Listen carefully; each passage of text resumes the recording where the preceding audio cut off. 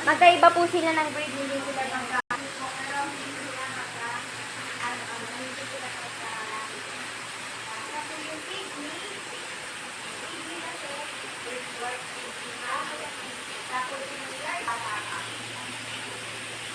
Tatlong taon ka lang naman po siya. Tatlong taon ka lang yung what more kung ano pa. Mas lalaki pa po dyan.